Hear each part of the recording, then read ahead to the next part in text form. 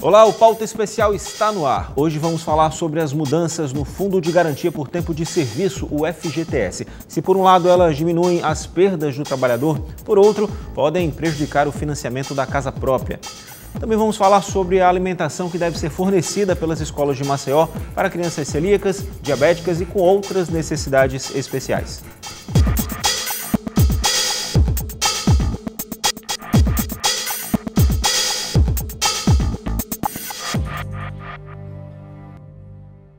Está tramitando no Congresso a proposta de mudança no rendimento do FGTS, o Fundo de Garantia por Tempo de Serviço. O objetivo é reduzir as perdas financeiras que os trabalhadores têm, porém isso pode afetar o financiamento da casa própria.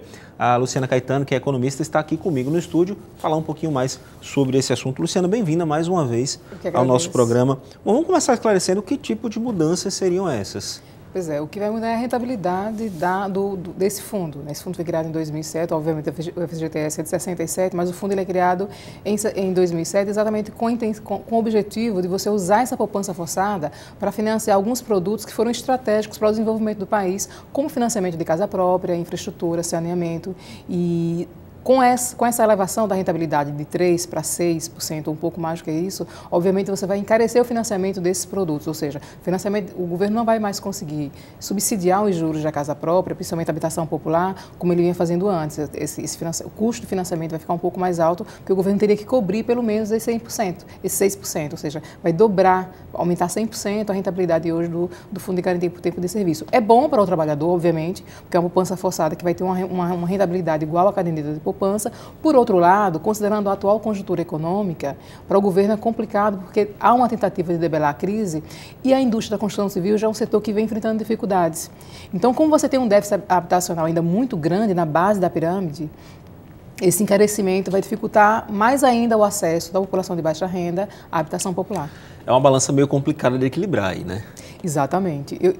O meu entendimento é de que esse não é o momento. Me parece muito mais uma jogada política da oposição para desestabilizar mais ainda o governo, porque se o governo se opõe, parece uma demonstração de que ele está contra a classe trabalhadora, quando na verdade não é isso. Na verdade, se você aprova isso, você compromete, inclusive, a tentativa de você manter minimamente o ritmo de crescimento para um setor que foi estratégico, que é a construção civil. Inclusive as obras de infraestrutura também, que é um dos produtos para o qual esse fundo vem sendo utilizado. Então, me parece que isso poderia até ser aprovado no momento em que a economia estivesse crescendo a taxas relativamente mais altas, 3%, mas uma economia que tem aí uma perspectiva de ter uma taxa de crescimento negativa em 2015, no máximo crescer 1% em 2016. Então, não veria antes de 2018 nenhuma possibilidade de se mexer na rentabilidade desse fundo, sob pena de comprometer muito o sucesso das investidas de recuperar essa economia. Ou seja, tem a possibilidade aí de existir um grande tiro no pé, na verdade. É um tiro no pé. Hoje, na verdade, é uma jogada política da oposição para colocar o governo contra a classe trabalhadora, dizendo assim, olha, você aprova ou você assume que está contra o trabalhador, quando na verdade a questão não é essa. Há um contexto que precisa ser considerado antes de a gente fazer a crítica, caso esse não venha a ser sancionado pelo governo federal. Agora ele ainda está no Congresso, né? Ainda tem que seguir uma série de etapas. Está no Congresso, ele precisa ser aprovado pela Câmara dos Deputados e pelo Senado. E é muito provável que essa votação seja feita conjuntamente. E aí depois ele é encaminhado para o governo federal. Se for sancionado, ele começa a entrar em vigor já a partir de 2016. E a posição do governo aí? A posição do governo é muito delicada, né? Porque aí você tem, de um lado, o encarecimento de produtos que são estratégicos para você manter a economia minimamente crescendo e você não comprometer mais ainda um setor que já recuou muito, que é a construção civil. E, do outro lado, você assumir que não vai aumentar a rentabilidade de uma poupança que é da classe trabalhadora. Então, é muito complicado, considerando que a presidente da República faz parte do Partido dos Trabalhadores. Então, é uma tremenda saia justa, o que demonstra a habilidade da oposição em colocar em xeque, mais uma vez, o governo federal. Vamos entender essa mudança e tentar entender em números. Na verdade, ela vai dobrar o valor do rendimento, não é isso? Se eu tenho dobra o valor do rendimento. Ele fica igual a caderneta de poupança. De R$10.000 em um ano, como é que vai ser? Vamos tentar isso rapidamente. Vamos imaginar que você tivesse aí um saldo de FGTS de R$10.000. Então, com uma rentabilidade de 3% ao ano, você teria R$300 de rentabilidade ao ano. Quando você passa para 6, isso sai de R$300 para R$600. É justo, eu acho justo. A questão é que o momento é complicado para você aprovar essa lei nesse instante, aprovar esse projeto nesse momento. E nesse momento geram-se esses efeitos colaterais aí bem pesados. Perversos, inclusive com efeitos sobre a geração de emprego e renda no país, né? E sobre a possibilidade de você dispor de menos recursos para obras de infraestrutura e saneamento, que é um dos gargalos na economia brasileira hoje. Pode causar uma insegurança jurídica, inclusive, né? O setor da construção civil anda preocupado com isso. Pois é, o setor da construção civil já vem recuando desde 2012, em alguns estados ele continuou crescendo até 2013, mas ele está descendo a curva, até porque você tem uma recessão econômica e sempre que você tem uma redução da geração de renda, o setor imobiliário é afetado. Então você tem aí uma redução do volume de crédito já na economia brasileira e esse encarecimento do fundo, do FGTS, obviamente escasseia mais ainda o crédito que hoje é disponibilizado para a construção civil. Agora, caso essa medida seja aprovada, né, tem uma preocupação do setor de construção ainda. Aliás, esse é um dos setores, como você falou, que vão mais sofrer essa queda de que, por exemplo, a terceira etapa do programa Minha Casa Minha Vida se inviabilize.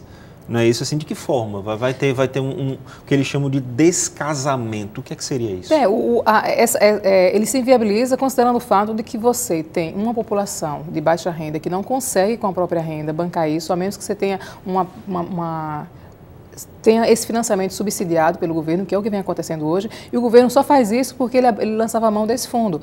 Na hora que você tem uma elevação da rentabilidade desse fundo, o governo não vai conseguir mais subsidiar essas casas, ou seja, a taxa de juros do financiamento de casa própria, essa habitação popular, ele vai ficar muito mais caro, o que significa um recuo significativo dessa demanda hoje. A gente tem ainda hoje uma demanda reprimida muito grande, mas essa população nunca conseguiu dar conta. A gente só teve um avanço da construção civil porque o governo disponibilizou crédito e crédito subsidiado para a população de baixa renda.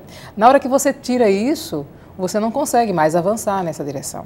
Então, esse é que é o grande problema, o desafio que as empresas enfrentam hoje, principalmente aquelas que estão mais voltadas para a população, para a habitação popular. Se você pegar a construção civil, ela é segmentada. Você tem as empresas que atuam em edificações de classe A, outras classe média. Existem aquelas que se especializaram nas edificações populares. Elas vão enfrentar um sério problema caso o projeto seja aprovado. Porque além dos juros, né, que encarece para essas famílias de baixa renda, principalmente, ainda tem a questão do recuo do subsídio, né? Exato. Não, o subsídio exatamente... O governo não vai ter como mais dar um subsídio tão alto como daria, né? Vai ter que diminuir exatamente, ou até exatamente, acabar de repente. Exatamente.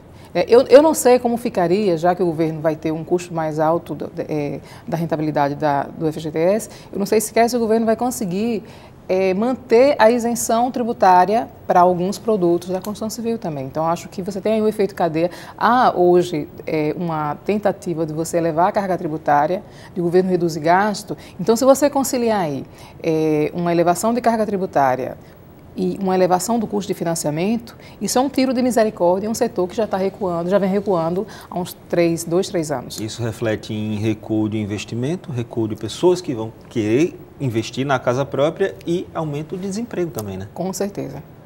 Vai ter um boom grande. E em alguns estados, você pega o estado, por exemplo, como o estado de Alagoas, em que você tinha as pessoas que eram demitidas do setor sucroalcooleiro migravam para a construção civil. Por quê? Porque são setores cuja exigência de capacitação profissional, de grau de instrução, é muito baixo. Então, você não tem uma exigência muito grande com relação à formação do indivíduo. Na hora que você tem os dois, o setor sucroalcooleiro vem caindo. A gente tem mais de 20 pessoas fora desse setor nos últimos 4 anos. Então, se essa pessoa não é absorvida pela construção civil, já não vem sendo, a tendência é você enfrentar um problema sério no que diz respeito à acomodação dessa população, já com uma faixa etária relativamente alta, com baixo grau de instrução e sem nenhuma perspectiva, porque o Estado não tem uma estrutura produtiva diversificada que venha acomodar essas pessoas, a não ser a informalidade. E a informalidade também tem seu limite, né, de acomodação. De fato, e pegando esse gancho aí do reajuste tributário, a gente aqui em Alagoas está passando também por um processo de possível reajuste tributário. Como é que esse processo aí, mais essa questão do FGTS, como é que isso vai entrar aqui na nossa economia? Você tem uma superposição. Hoje, o que foi encaminhado para a Assembleia é um projeto que altera o ICMS, o IPVA, o Imposto de Transmissão, Causa-Mortes e Doação, e aí você tem, na tentativa disso, um incremento para o FECOEP, que é a coisa boa da história, ou seja, seja, a expectativa é de que o fundo do FECOEP aumente pelo menos 50%, porque a taxa modal do ICMS passaria de 17% para 18%, sendo um ponto percentual direcionado ao FECOEP. O IPVA vai ter uma variação de 2% a 4% a depender da potência do motor do carro. E você tem também o imposto de transmissão, causa-morte e doação, que vai variar de 2% a 8%. Hoje, em alguns casos, ele nem é cobrado. Então, percebeu-se isso e aí a tentativa é tentar recuperar o que deixou de ser arrecadado e começar a fiscalizar. Parado ali, esquecido no cantinho, que pode ser uma fonte. Que pode ser uma fonte. Exatamente. Então, assim, a tentativa do governo do Estado é tentar aumentar a sua receita fiscal. E alguns produtos, inclusive, teriam a alíquota de ICMS alteradas, como o combustível, a gasolina aumentaria, acho que de 25% para 27%, o álcool desceria de 25% para 23%, favorecendo o setor sucroalcooleiro, mas de qualquer modo você tem aí um aumento de carga tributária sobre o combustível que é mais utilizado, que é a gasolina. Ou seja, a gente tem aí uma elevação de carga tributária que obviamente vai pesar no bolso do alagoano caso o projeto seja aprovado e passa também a vigorar a partir de 2016, mas ou seja, 2016... todas as classes aí, não vai ter todos os poderes aquisitivos. No caso de carro, você vai pegar mais uma classe média, né? Assim, classe média, mas de qualquer modo, hoje quase todo mundo... Quando você pega transporte coletivo, então você acaba pressionando o preço de passagem, então acaba também atingindo toda a população. O fortalecimento do setor sucroalcooleiro, caso realmente se configure essa questão de diminuir a alíquota do álcool e aumentar um pouquinho mais a da gasolina, ele fortalecido, ele pode de repente absorver a demanda de emprego da construção civil, por exemplo, que um migrava para o outro. A gente tem que lembrar que é um setor sazonal, né? Sim, também tem isso. Sim, sim. Olha, como a gente aqui, vamos pegar o estado de Alagoas. O estado de Alagoas é um estado que tem um dos preços mais elevados de combustível. E a gente produz álcool aqui. Então, eu não acredito que isso vá se traduzir nem numa redução significativa do preço do álcool nas bombas, nem numa elevação do nível de contratação. Eu acredito mais que isso vá se traduzir num aumento da rentabilidade do setor. Ou seja, pode ser mais um tiro no pé também. Para a população, não vejo muita vantagem. Agora, né? a leitura que eu faço hoje nas três esferas de governo é que o grande problema da gestão do orçamento público é mais de competência na qualidade do gasto do que de volume de arrecadação. Então, se a gente conseguisse hoje, seja governo federal, os estados e municípios, ter esse cuidado, e aí a gente tem duas variáveis que são muito ruins. Uma é a competência técnica e a outra é a questão moral. Então, você tem assim um nível de corrupção muito alto e uma composição muito com pouca competência para a gestão do erário público. E quem paga o preço muito alto é a população. E, lamentavelmente, eu não vejo nenhuma perspectiva desse quadro mudar nos próximos 30 anos. A gente vai ter que acompanhar isso, Luciana. A gente vai ter que lamentar isso por muito tempo ainda. Luciana, obrigado mais uma vez pela sua participação aqui no nosso programa. Então, no próximo bloco, vamos falar sobre a alimentação especial que deve ser fornecida pelas escolas de Maceió.